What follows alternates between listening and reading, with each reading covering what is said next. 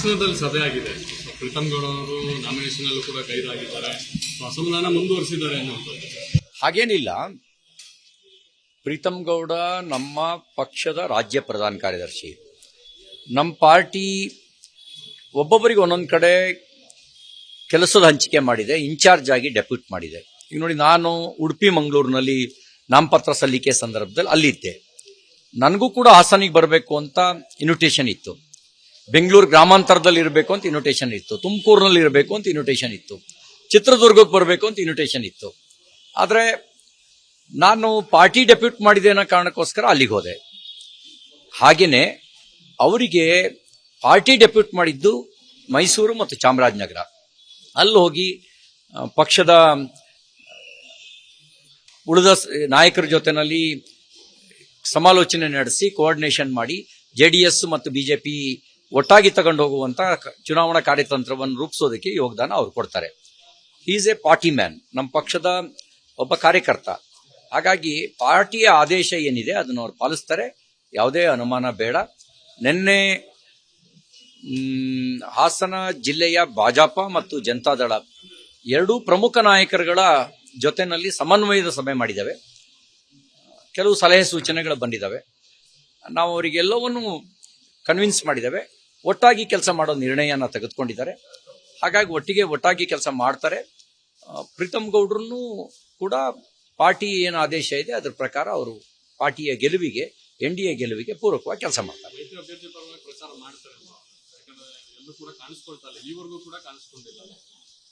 ಈಗ 28ಕ್ಕೆ 28 ಕ್ಷೇತ್ರಗಳನ್ನ BJP ಮತ್ತು NDA ಗೆಲ್ಲಬೇಕು ಅನ್ನುವಂಥ ಟಾಸ್ಕ್ ಅನ್ನ ಅವರು ಇದ್ದ ಸಭೆಯಲ್ಲಿ ವರಿಷ್ಠ ನಾಯಕರುಗಳು ಕೊಟ್ಟಿದ್ದಾರೆ. ಅವರು ಇದ್ದ ಸಭೆಯಲ್ಲಿ ಹಾಗಾಗಿ ಅದಕ್ಕೆ ಪೂರಕವಾಗಿ ಅವರು ಇದ್ದಾರೆ. ಬೆಂಗಳೂರಿನಲ್ಲಿ ನಡೆದಂತ ಸಮನ್ವಯ ಸಮಿತಿಯ ಸಭೆಯ ದಿನ ಅವರಿದ್ರು ಬೆಂಗಳೂರಿನಲ್ಲಿ. ಏನು ಬೇಡ, ಕೆಲಸ ಮಾಡ್ತಾರೆ.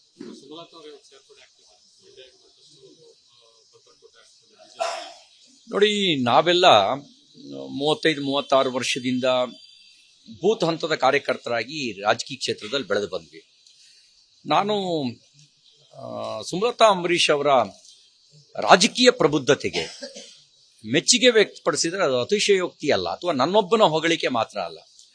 ಅವರು 2019ನಲ್ಲಿ ಪಾರ್ಲಿಮೆಂಟ್ ಕ್ಯಾಂಡಿಡೇಟ್ ಆಗುವ ಸಂದರ್ಭದಲ್ಲಿ ಮತ್ತು ಪಾರ್ಲಿಮೆಂಟ್ ಕ್ಯಾಂಡಿಡೇಟ್ ಆದ ನಂತರ ಒಂದೊಂದು ಹೇಳಿಕೆಯೂ ಕೂಡ ಅದು ಗಂಭೀರವಾದ ಮತ್ತೆ ರಾಜಕೀಯ ಪ್ರಬುದ್ಧತೆಯನ್ನ, ತನಗಿರುವಂತ ಜ್ಞಾನವನ್ನ ವ್ಯಕ್ತಪಡಿಸ್ತಾ ಇತ್ತು.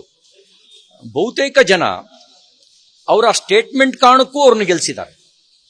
ಎಲ್ಲೂ ಬ್ಯಾಲೆನ್ಸ್ ಕಳ್ಕೊಳ್ಳದೆ ತೂಕವಾಗಿ ಮಾತಾಡ್ತಾ, ಅವ್ರ ವಿರುದ್ಧ ಟೀಕೆ ಮಾಡಿದಾಗಲೂ ಕೂಡ ಆ ಟೀಕೆಗೆ ತನ್ನದೇ ದಾಟಿಯಲ್ಲಿ ಉತ್ತರಿಸುತ್ತಾ ತನ್ನದೇ ಆದಂತ ಒಂದು ವ್ಯಕ್ತಿತ್ವವನ್ನು ಅವ್ರು ಬೆಳೆಸ್ಕೊಂಡಿದ್ದಾರೆ.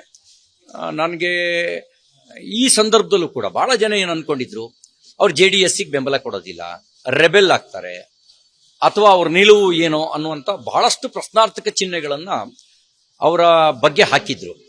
ಆದರೆ ಅವರು ಭಾರತೀಯ ಜನತಾ ಪಾರ್ಟಿಗೆ ಅಧಿಕೃತವಾಗಿ ಸೇರುವ ನಿಲುವನ್ನ ತೆಗೆದುಕೊಂಡ್ರು. ಅವ್ರು ಗೆದ್ದ ದಿನದಿಂದಲೂ ಮೋದಿಜಿಯವರ ಸರ್ಕಾರದ ಪರವಾಗಿಯೇ ಬೆಂಬಲ ವ್ಯಕ್ತಪಡಿಸಿದ್ದಾರೆ. ನಿಲುವನ್ನ ತೆಗೆದುಕೊಂಡ್ರು.